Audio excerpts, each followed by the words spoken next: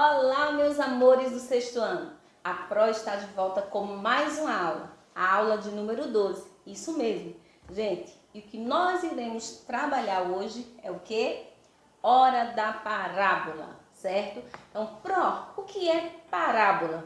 Gente, vocês já escutaram, principalmente aquelas pessoas que costumam, não é questão de religião, mas aquelas pessoas que costumam, que têm em casa o hábito, o papai ou a mamãe, ou até mesmo vocês em casa, o hábito de ler a Bíblia e de ouvir falar da palavra de Deus, vocês já escutaram essa palavrinha, parábola. Isso mesmo, na Bíblia é um texto que é exclusivamente usado na maioria do que? Um texto bíblico, mas que na verdade a gente vai trabalhar esse gênero textual agora nesse capítulo 2, certo?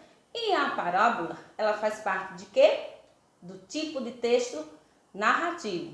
Mas antes de irmos estudar realmente as características da parábola, a gente tem que ver o quê?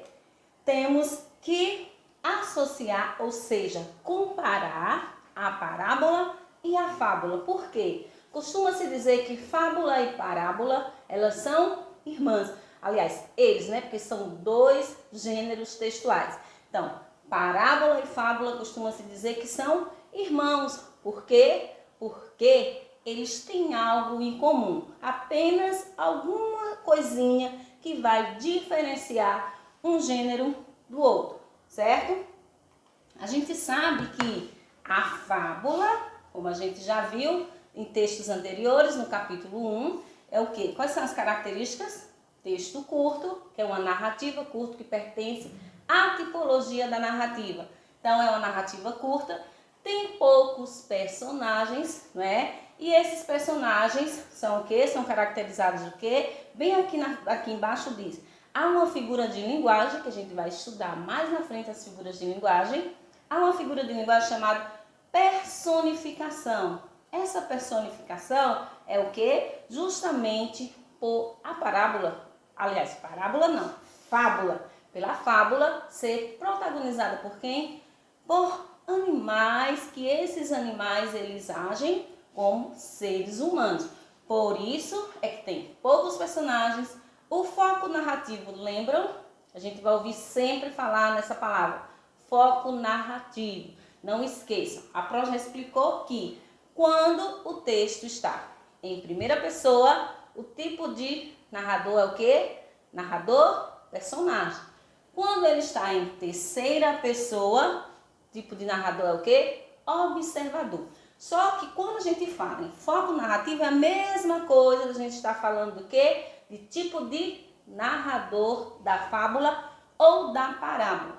Na fábula, o foco narrativo, ou seja, o tipo de narrador está em terceira pessoa, narrador observador.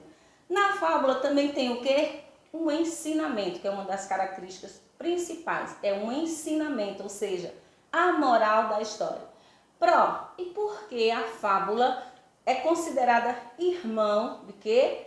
Da parábola. Justamente, a gente vai ver agora o que, ó?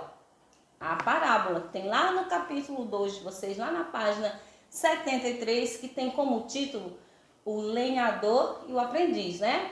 Então, ó, a narrativa é curta, assim como a fábula, então, parábola também, porque são considerados irmãos, porque é uma narrativa curta, também tem poucos personagens e o foco narrativo também é o quê?